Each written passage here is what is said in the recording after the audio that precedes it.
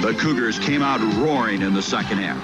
They weren't about to let their chances for an NCAA final appearance slip by. Here are 4 Houston shot opportunities.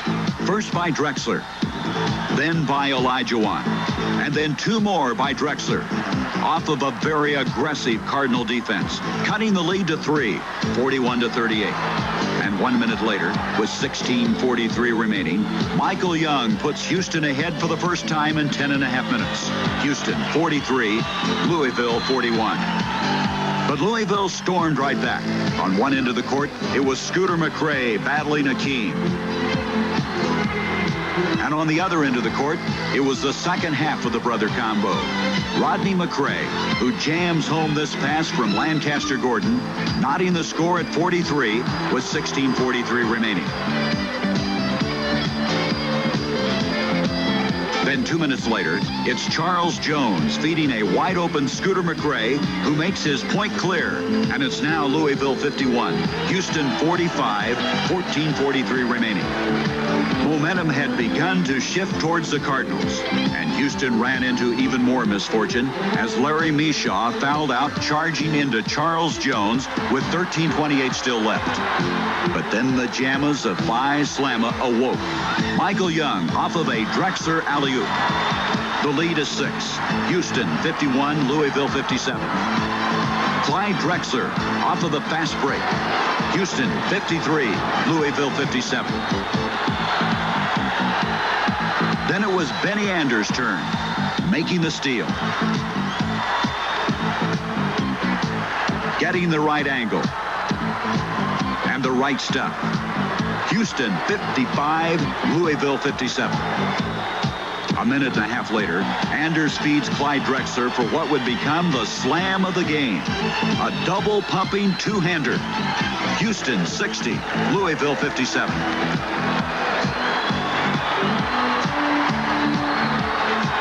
For Louisville fans, smiles were not coming easy, and neither were they for the Cardinal huddle, as Danny Crum called his second timeout. Down by 8, 58-66 with 9:07 remaining. 7 minutes later, a key steal by Scooter McRae.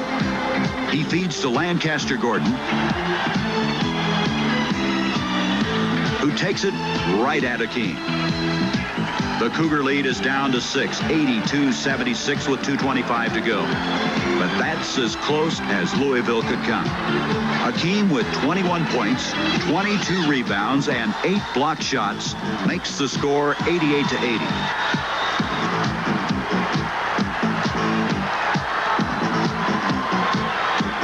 And then Benny Anders with a slam dunk.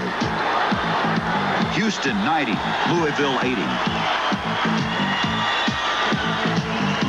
Then the final touch, as if it were rehearsed time and time again. Akeem with the block.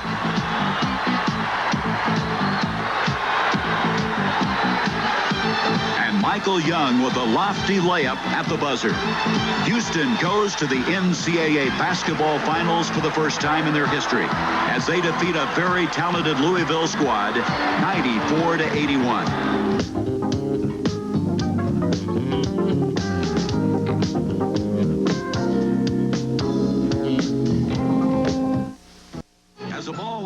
For the opening tip, the experts predicted that Jim Valvano would have his cardiac kids take the air out of the ball to control the tempo, but right off the bat, it was clear that Valvano's strategy was to attack.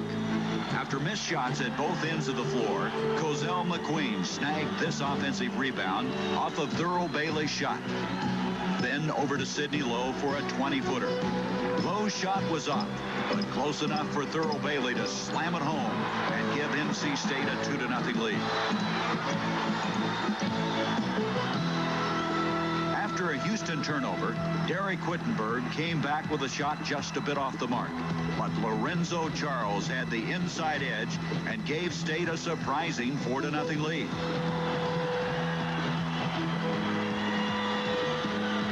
Then another Cougar turnover gave NC State the chance to go up 6-0. A chance Thurl Bailey gladly capitalized on. But the Cougars quickly put some numbers in their scoring column with the patented smooth moves of Clyde Drexler.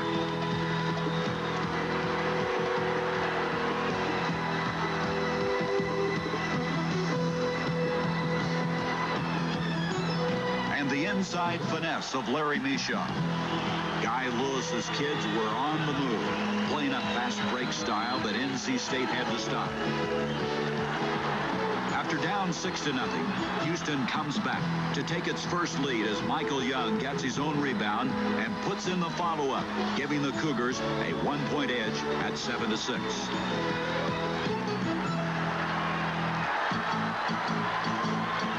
The Houston Surge was not just a product of good offense. Their tenacious defense forced the Wolfpack into a 4-minute scoring void. But even though NC State was having their hands full of the Cougar defense, Houston was also having a tough time converting. Here missing on 4 inside attempts. With just under 9:30 left in the first half, and NC State leading 12-11, the big men for both teams started their moves. Thurl Bailey goes over Olajuwon for 2. But then Olajuwon does the same on the next possession. But the inside game of the pack was limited, as Akeem the Dream often never left his feet to block the Wolfpack shots.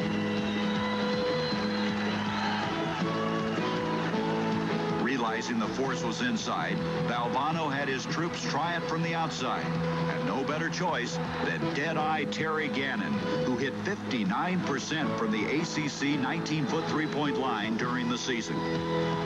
Gannon, with this basket, gave NC State a 5-point, 20-15 lead with 6:15 remaining in the first half.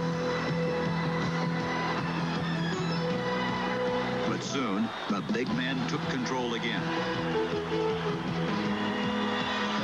Houston's Olajuwon was able to break loose upon the realization that Derek Whittenburg was a weak link in State's zone defense.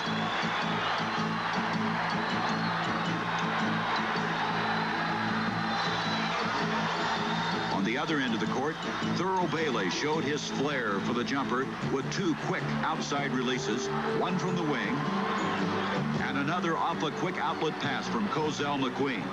This one gave the Wolfpack a 7-point, 26-19 lead with 3:46 left in the half.